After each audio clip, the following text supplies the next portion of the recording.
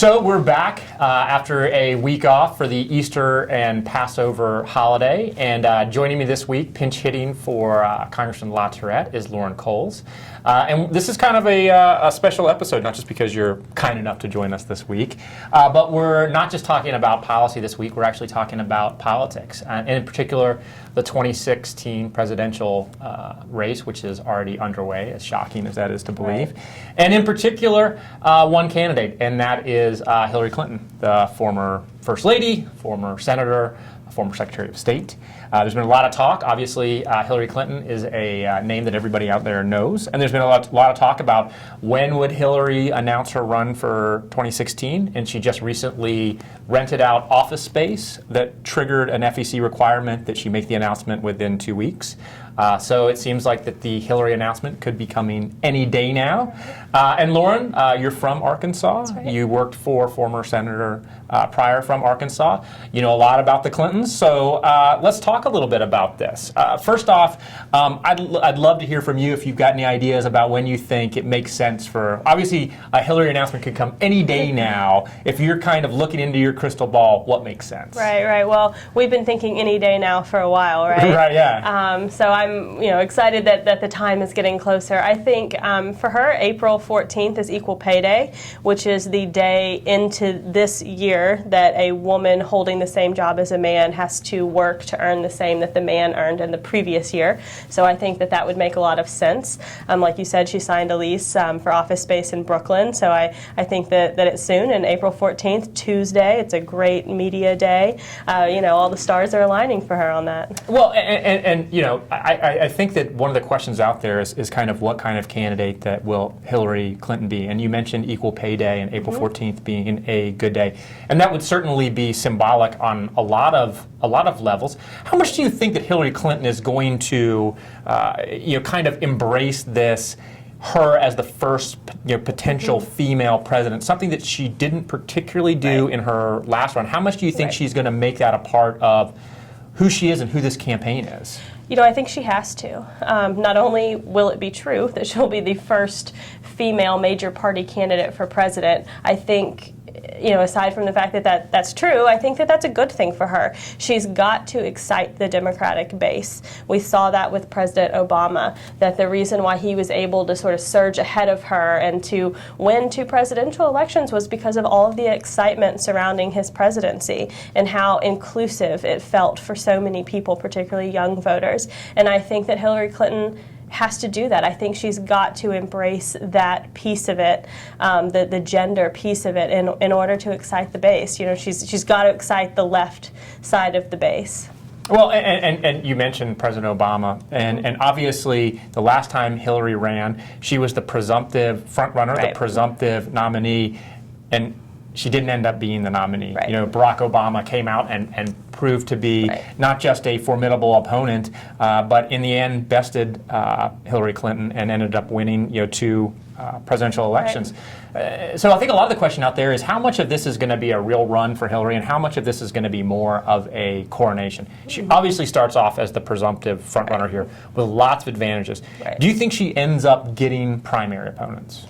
I do think she'll get primary opponents, and I think that's a good thing. I think that's good for the party, and I think that's good for the country, and I think it's good for her. She has got to shed this cloak of inevitability. I think that was a detriment to her in the 2008 presidential campaign. So I think shedding that and actually earning the nomination, I think that's an important thing for her to do, to go and reconnect with the voters, sort of earn their trust, earn their support, demonstrate why she should be the Democratic nominee. I think that's important, and I do think she'll have a primary opponent.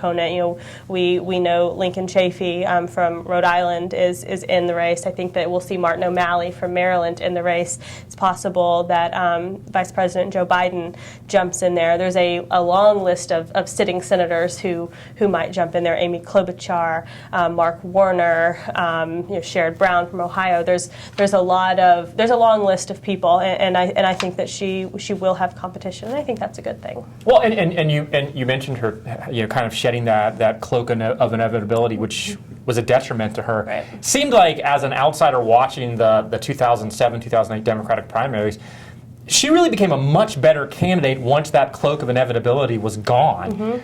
Once it looked like she was kind of behind the eight ball, Right. she really seemed to start to take off as a candidate. I think about all of those states that she won after Obama had, quite frankly, amassed a fairly sizable delegate advantage over her. She really seemed to catch on. I mean, I can remember being in places like North Carolina where she came out and she took the state by storm and really connected in a way that seemed like there was two Hillary Clintons. This one at the beginning who seemed rigid and stiff and kind of out of touch, and then this one in the end who seemed like she was fighting for the nomination and really seemed to be a much better politician. Right, and that'll be her challenge. She needs to come across as authentic and real and relatable. And I think that sometimes that's been difficult for her. But she's a hard worker. I don't think there's anyone who outworks her. And we see that she can do that. We talked about earlier how she literally won over an entire White House full of staff who 18 months before were fighting to destroy her. It's a great point, yeah. Right, so she can do it. But it'll be hard and it'll take work, and I think that she's a fighter. The Clintons are fighters, and they like to win, and they're pretty good at it. Well, and you mentioned it's kind of a challenge for her, and people kind of look at her and her husband, and Bill Clinton is kind of the gold standard for the politician who can do it all, the guy who can connect in the one-on-one big TV interviews, who can connect in big venues, but can connect in a cafe or in little small group settings. And I think there were a lot of people who kind of expected that Bill Clinton in her previous run was going to be this giant asset to the campaign. And at the end of the day, it seemed like he had been more of a liability than an asset to her. Do you think that Bill Clinton is going to play a major role in her campaign? Do you think maybe he's learned some lessons from the last time of how to be Robin and not Batman? Right. Right. I do think that he's learned. I think he's a former president.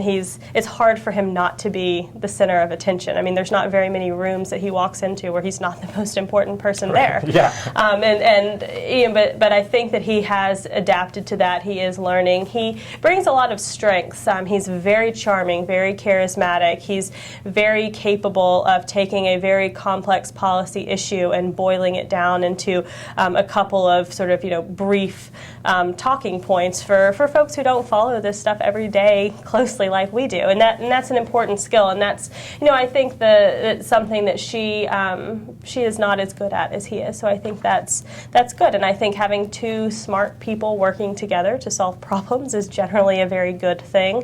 I do think that he will try to take a step back, but even when he tries to take a step back, it's not ignored. I mean, we saw recently his comment that his role was simply as a backstage advisor to her. It's on the front page of every paper. It's the top headline. I mean, he can't avoid being the news, and even when he tries to not be the news, he is somehow the news. Right. Well, and I think that's probably a challenge for the Clintons moving forward. And I think another interesting dynamic is kind of we've watched as the kind of Clintons have had their kind of ebbs and flows in popularity.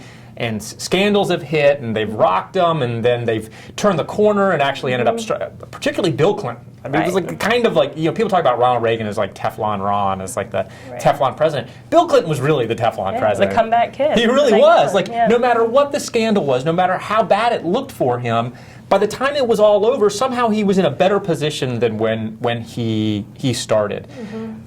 We've seen recently, obviously, Hillary Clinton having some of her own challenges. Benghazi, which to a lot of people seems kind of more remote and a little more politically charged. I don't think it connected with as many people.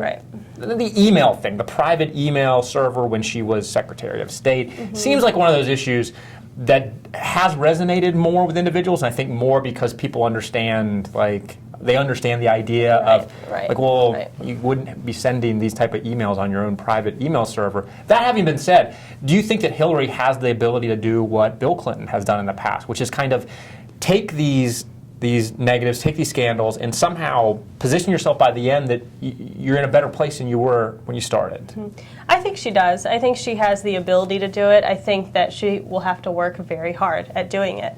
I think that those sorts of things sort of come naturally to Bill Clinton, but like we just discussed, they're married. He'll be there to help her and advise her, and I do think she can come back from that. I think any major party presidential candidate, we're going to hear about the skeletons in their closet. You're bound to make some gaffes when you're being recorded 24 hours a day.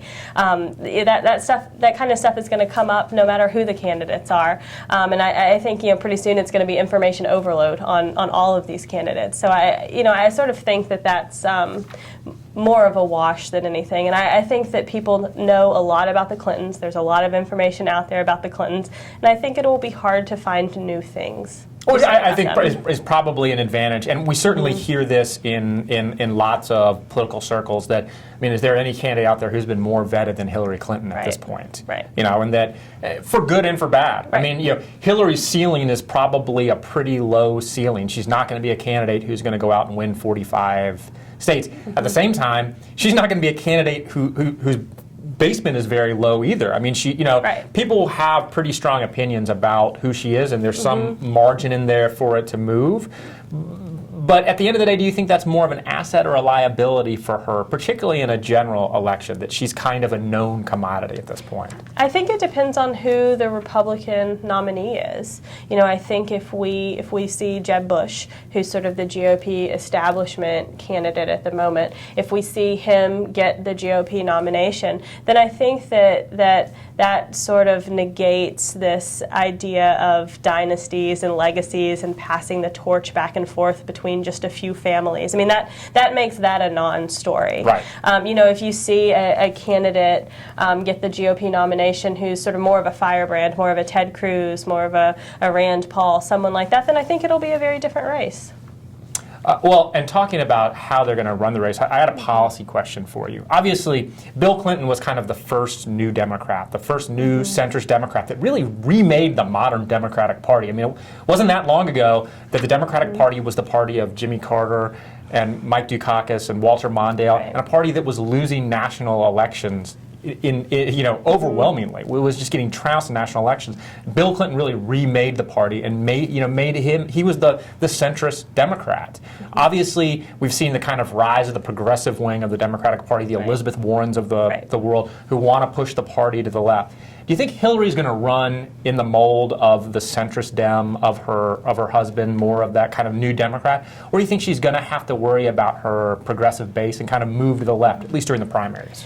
During the primaries, certainly, I think that she will have to worry about the progressive base. And I think that gets back to what we were talking about earlier. I think she's got to embrace the idea of being the first female major party candidate.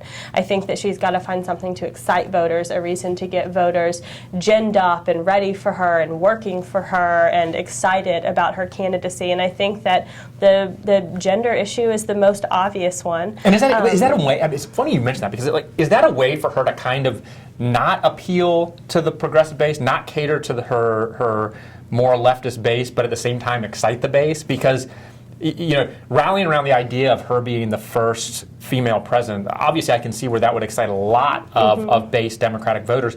But at the same time, it doesn't require her to take any positions that are going to be radioactive in a general election. She doesn't have to become Elizabeth Warren and say things that are going to create sound bites for Republicans. Right. But she can still excite the base by, once again, as you said, embracing this concept of her as the first female presidential. Right, which is going to be a story if she's the nominee. Yeah. It's going to be a story. So I think you take the reins of that story and you sort of shape it and mold it into what you want it to be. And she's going to get a lot of help in that. There's a lot of talk right now out there about gender issues. A lot of celebrities are talking about it. Beyonce's talking about it. You have the whole Sheryl Sandberg, the Lean In movement. There is a lot of talk. They're talking about replacing Andrew Jackson from the $20 bill with a female. There is a lot of talk about gender-related issues right now, and I think that she should capitalize on that. And that is something I think that will help her relate to people, particularly women, which is something that she needs. We talked about that. She needs authenticity. She needs to seem relatable. We know that she's very good at foreign policy. She's the Secretary of State. No one thinks she doesn't know what she's talking about when it comes to foreign affairs. You may not agree with her, but she is smart on those issues. She's very good on economic issues. I think most people acknowledge that even if you disagree with her policy, you at least know that she has an informed position. What she really needs to do is to connect with people, and I think that accepting, embracing the gender issue is a way for her to do that with her base. Well, it's interesting that you mentioned that because it got me thinking just now. Obviously, Chelsea Clinton was too young when Bill Clinton ran for president to be a major part of what they were doing. How much do you think that kind of Hillary, the family person, like mom, grandmother, like how much do you think, because you talk about her ability to like relate to people, like everybody knows that she's super smart. She knows exactly what she's certainly well qualified. Maybe no more qualified person to ever run for president.